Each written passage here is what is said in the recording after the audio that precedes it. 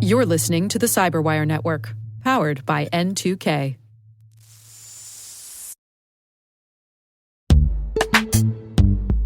AI is making phishing attacks faster, more convincing, and harder for people to spot, and traditional security awareness and phishing training weren't designed for this level of attack. HawksHunt helps security teams prepare employees for the attacks they face every day with personalized phishing training that adapts to each employee and reduces risky behavior over time. For IT and security leaders looking to strengthen their human layer of defense without adding more manual work, visit hawkshunt.com/cyberwire to learn more. That's HOXHUNT.com/cyberwire.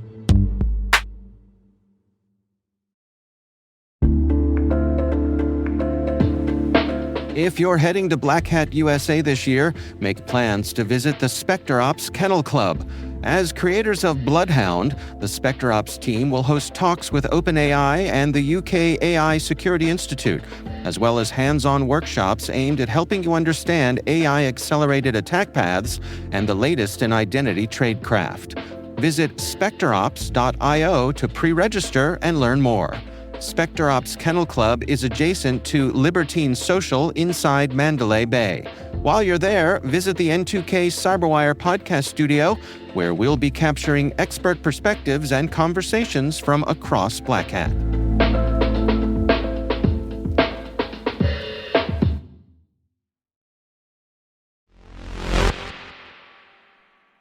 Energy independence is a huge problem for Europe right now. That's how people heat their homes in the winter. I mean, it's just like that's a very, kitchen table issue, whereas space feels very, very abstract. So I imagine it's a much harder sell. I don't have a solution here. If I did, I wouldn't be on a podcast. But that's why I don't think we've seen any also major legislation on that front, right? Yeah. Because I think it's to the point. It's really easy to point out the problem.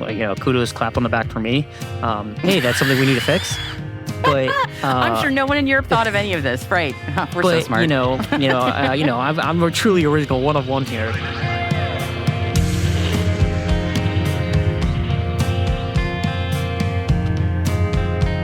Welcome. I'm Maria Varmazis, and you're listening to T-Minus Space Cyber Briefing.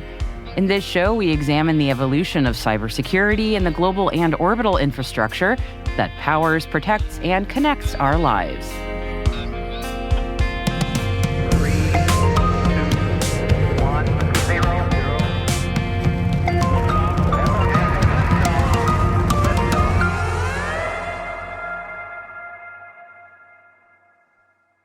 Hi, everybody, and thanks for joining me today. We're picking up where we left off in last week's episode. Recapping a little bit, last week, T-Minus producer Ethan Cook and I kicked off a chat about space sovereignty in Europe, what it means and why the emphasis is on it now, and its parallels to data sovereignty. Lots of geopolitics, lots of current events. Definitely listen to last week's episode if you missed it. And this week is part 2. We're finishing up our European space sovereignty chat and looking at it today through 2 primary lenses. One is the global space supply chain, and the other is the influence that NATO has on this entire discussion. Yeah, so lots to get into. So let's dive into it with producer Ethan Cook, bringing us back in as we dive right in with space sovereignty and the supply chain. There's another wrinkle to this that, probably doesn't get talked about as much, not in the sovereignty aspect of it, but more from a resiliency aspect of it, which is supply chain and where we're sourcing stuff from. Yep. We talk about, we need to have consistent access, not just to, fuel, but rare earth metals, semiconductor chips, et cetera. And these are all very important for just being able to run the infrastructure, et cetera. But the ability to produce these things on your own is critical. And I think that's something that the U.S. has been working really hard to get that sovereignty aspect. It's why we've seen so much investment in the chip industry within the U.S., because I think they realized in the COVID era that was something that we were not nearly as secure on as we wanted to be.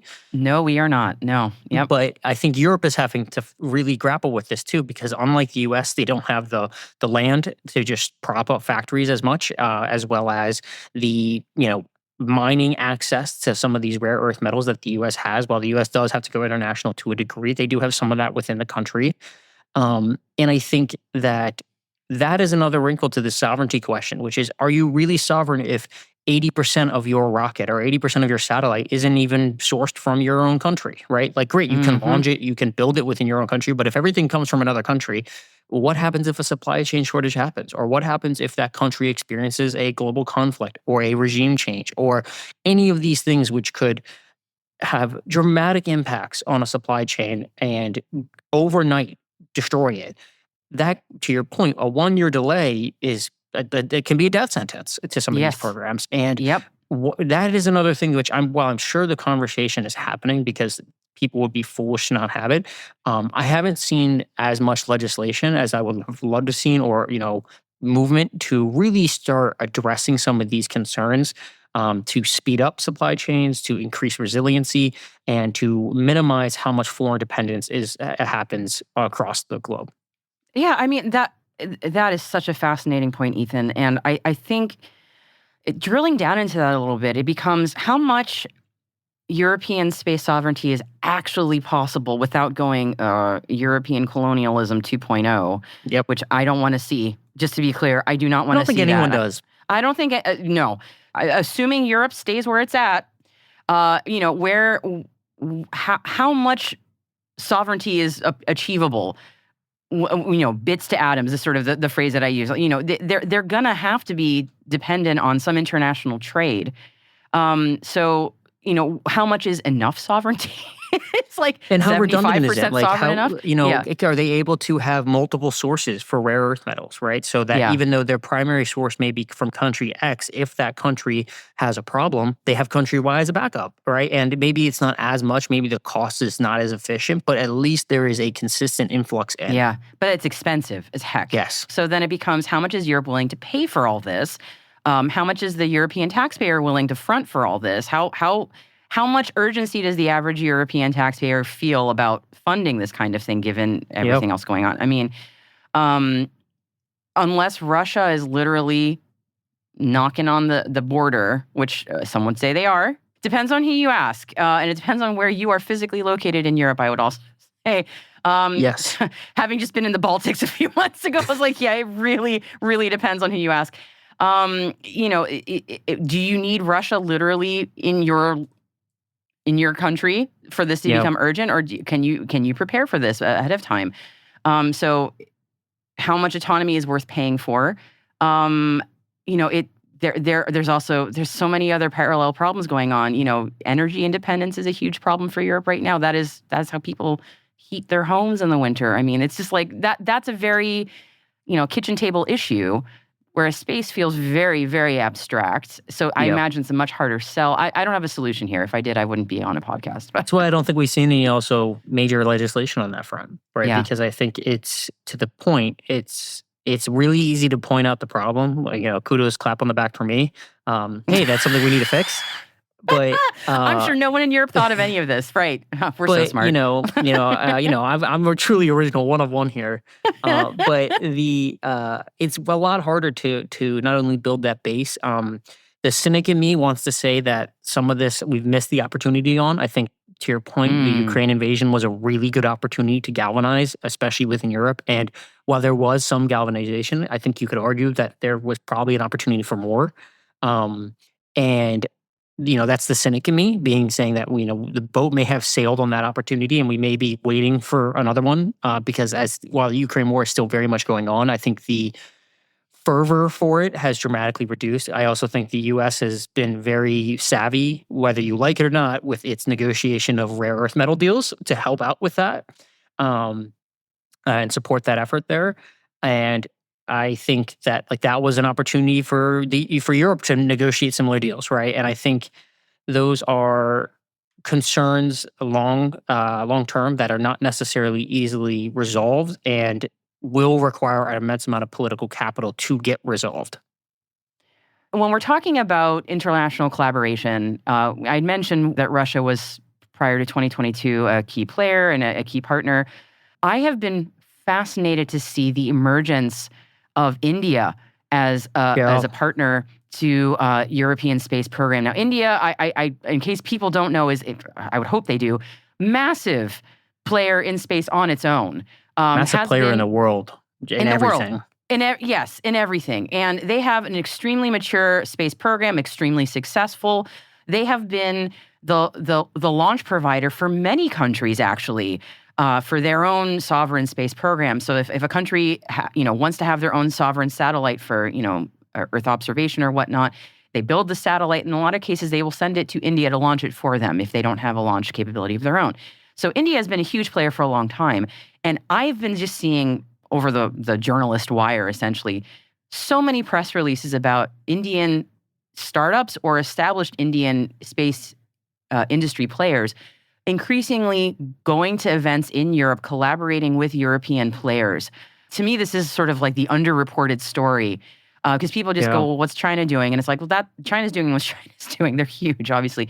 India is also huge, and I think they are very well primed to be a key collaborator and partner to Europe if it is mutually agreeable to both parties. Yeah, I mean, I think the India conversation is something that has flown under the radar for a long time now. I think the U.S. has been if you track U.S. investments and if you track U.S. international partnerships, India has been something that has been a quiet but very, very growing force within Southeast Asia and South Asia.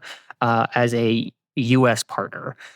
It is very clearly in response to China. I think the U.S. has recognized that China can't be stopped. It can't. It's for years we were banking on their economy collapsing. It didn't. For years we were hoping that we could maybe make out a friendly, trade agreements and all that. And while that can happen to a degree, it's not really going to stop them. The advancements that they're happening and the control that they're exerting over South Asia, East Asia, Southeast Asia is immense. And the Pacific as a whole, Indian Ocean as a whole is immense. And the U.S. doesn't have the presence there by itself to really stop that. And so the U.S. has pivoted over the past 2 decades, increasingly year over year, to look at India as a viable partner in this. And it's not a coincidence that Biden, Trump, and Obama have all been friends with Modi, the prime ministers. And their previous versions, right? Like there has been a ton of courting there, a ton of investment there from U.S. businesses, U.S. military, et cetera. And I think Europe is also realizing the same thing, that if they want to, and India has recognized that India's strength right now, at least in my opinion, is being able to not function as a competitor, but to European and U.S. nations, but as a complement, saying, hey, we're not trying to compete with you. We're trying to give you the tools that you can't have or don't want to invest in or whatever, and use them with here. We'll run your operations for you. We'll run support agreements for you, trade agreements, et cetera, manufacturing, whatever it may be. And in return, we'll make a ton of money off you. And in return, you don't have to invest that but more money into building out your own domestic. And it's a win-win on the geopolitical stage as well, because it's a hard counter to China. Having another regional superpower there that is growing very rapidly has actively made it harder for China to kind of really, the Belt and Road Initiative, for those who follow that, is still obviously going on, and it will be going on. There's nothing really stopping it, but it is not nearly as powerful as it could have been. Let's put it that way. Yeah, truly. You ignore India at your own peril.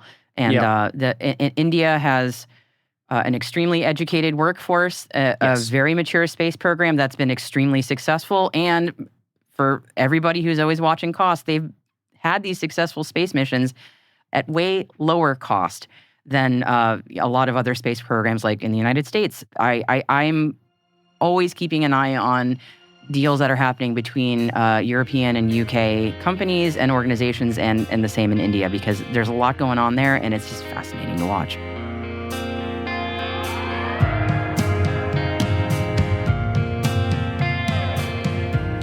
On that note, let's take a short break now. When we come back, we'll switch topics from the global supply chain over to NATO and its impact on the space sovereignty conversation. Back in a few.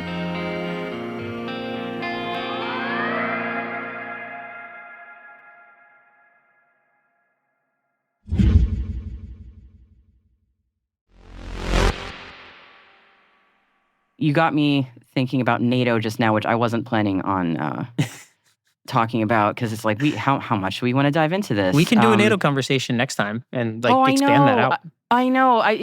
So when I was at the cyber headquarters in December, this is such a brag. I can't believe I get to say this. I'm just going to say, when I was at NATO cyber headquarters in Estonia, I remember my ears perking up because they said, by the way, we also established a space center of excellence in the last few years. And I remember thinking, well, that's very interesting. I should remember that. So NATO established their Space Center of Excellence in 2023. So NATO is a factor in this conversation. It has to be. It has to be. So I'm wondering how much of the space sovereignty discussion is either complicated or augmented by a conversation maybe being spurred by NATO. I'm wondering out loud. No, I think it's a great question to ask. I think when you think of NATO traditionally, you think of this rock-solid alliance, and I think obviously over the past 10 years, that's been a little shaky. And this to the same thing of driving this sovereignty aspect. I think with the U.S. not only just willing to pull back in general, but also pull back on some of these core military agreements that have been rock solid for decades. And Europe has had our back when we went to war in again Iraq and Afghanistan, right?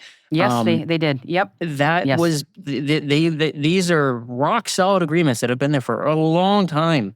And with the U.S. signaling that it is not willing to contribute as much, or its contributions will be with caveats added to them, I think you get to the conversation, and this is again driving that concern where Europe is saying we need to, and NATO is saying that while the U.S. we can still use them, they'll still be there, they'll still contribute. We need to make sure that in order for NATO's long-term security, that there has to be investment on the European front. To make sure that Europe has its standing, so that if the U.S. were to ever leave, or the U.S. decides it doesn't want to contribute as much, or whatever would happen, that doesn't leave the rest of the countries caught with their pants down. And I think, which kind of would have happened if it was 5 years ago. Yeah. Oh man, I feel like we could have an entire NATO conversation. Yeah. I got such a NATO. If you haven't listened to the NATO podcast that I did about the cyber coalition, we'll put a link in the show notes, because I learned so much about what NATO's doing, and that was on the cybersecurity side. When you talk about the various aspects of NATO, obviously you have the first parts are kind of outlining what it is, and then the later aspects, the various articles are outlining what the expectations are of the various countries. Article 5 is the most, to your point, the most well-known one, which is everyone has the right for mutual defense, where if one is invaded, we all fight back. And it was a core pillar of the Cold War, and why we had kind of this constant proxy war situation where no one ever really wanted to fight, because no one really wanted to kick off another global world war, but everyone wanted to have many proxy wars with people that weren't involved in the USSR and NATO. I was interviewing someone who actually works at NATO, and she was saying Article 3 is that allies may separately and jointly, by means of continuous and effective self-help and mutual aid, maintain and develop their individual and collective capacity to resist an armed attack. So they're saying that the interpretation of that would be for information sharing. That was part of it. So the thing I'd learned about on my NATO trip that surprised me was about Article 3. That's getting a lot of, I don't know if it's renewed emphasis, but that was the emphasis of some of the conversations I had with actual NATO staff. And it was, Article 3 is the idea around continuous and effective self-help and mutual aid. Yeah. And that can apply to things, not just like physical infrastructure, but also virtual infrastructure and cybersecurity, but also infrastructure for information sharing. Yeah. And I'm just thinking, the context of that conversation that I was having at that time was specifically around cybersecurity. I could easily see that also applying in the context of space. I think it would be foolish for it not to. I think you have, information is power, knowledge is power, and especially, we see it with the Five Eyes to pull another military alliance. Oh man, we're going everywhere. That is a whole information sharing alliance. That's the whole point of it. And I think when you look at NATO, it's a similar aspect, which is the ability to respond to actual physical threats with collective firepower is what NATO is always known for. But the ability to prevent, the ability to circumvent, the ability to predict these events are just as important. And I think that's also a hidden strength of NATO, and it will, if it's not already, it will be, and I would be surprised if it isn't, be a core part of their space strategy, both from a cybersecurity perspective as well as just a traditional national security perspective, to securing space, to securing capabilities for the long term. I think that is an aspect which, to kind of tie it back to that sovereignty point, is critical, right? Europe being able to provide and share information within itself, within its member states, with the UK, across the EU, et cetera, is critical. And that is something that I think getting away from relying on other countries for intelligence, while that should be something to consider, and intelligence sharing should be obviously always prioritized, because the more data points you have, it's just better for so many reasons. But I think having the ability to say, we have our own strong intelligence capabilities, we have our own strong training capabilities, we have our own strong detection abilities, that is so important for Europe. And I think it's an underlying conversational point for this, is to really approach this both from a physical independence sovereignty question, from a data independence and sovereignty question, and from a intelligence national security sovereignty question. All right, Ethan, yeah, we could probably talk about this for hours. Genuinely, I think you and I probably could. It's my wheelhouse. I know, and it is genuinely so fascinating to kind of get nerdy about this, because it's current events, it's space, it's international relations, it's all the stuff that I think you and I both really enjoy thinking and talking about. So I have a feeling we're going to have more follow-ups, especially as the Space Act continues to work its way through in legislation. So we're going to keep an eye on that. But in the meantime, Ethan, this has been so much fun. Yes, I loved it. Thank you so much. Yeah, we'll do it again. So thank you so much. Thank you for having me on.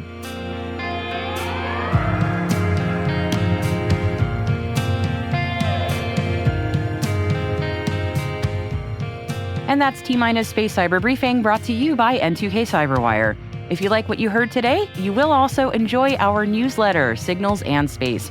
You will get research and notes pulled together by our producer, Ethan Cook, and me, along with this week's top space cyber news stories.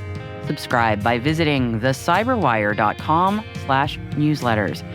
As always, we would love to know what you think of our podcast. Your feedback ensures that we deliver the insights that keep you a step ahead in the rapidly changing cybersecurity landscape. If you like the show, please share a rating and review in your podcast app. Please also fill out the survey in the show notes or send an email to space@n2k.com. We're proud that N2K CyberWire is part of the daily routine of the most influential leaders and operators in the public and private sector, from the Fortune 500 to many of the world's preeminent intelligence and law enforcement agencies. N2K helps cybersecurity professionals grow, learn, and stay informed. As the nexus for discovery and connection, we bring you the people, the technology, and the ideas shaping the future of secure innovation. Learn how at n2k.com. Thank you again for listening to T-Minus. I am your host, Maria Varmazes, and the show is produced by Ethan Cook and Liz Stokes. We're mixed by Elliot Peltzman and Trey Hester, with original music by Elliot Peltzman. Our executive producer is Jennifer Iben, with content strategy by Mayan Plout. Peter Kilpie is our publisher. See you next week.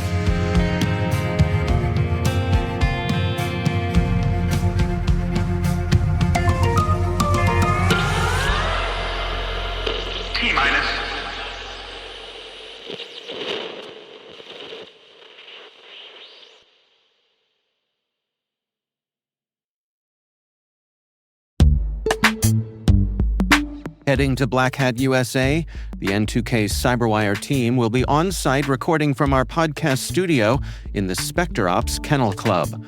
If you're interested in joining us for a conversation or learning more about what we're recording throughout the week, stop by the studio and meet the N2K CyberWire team. SpecterOps' Kennel Club is adjacent to Libertine Social inside Mandalay Bay.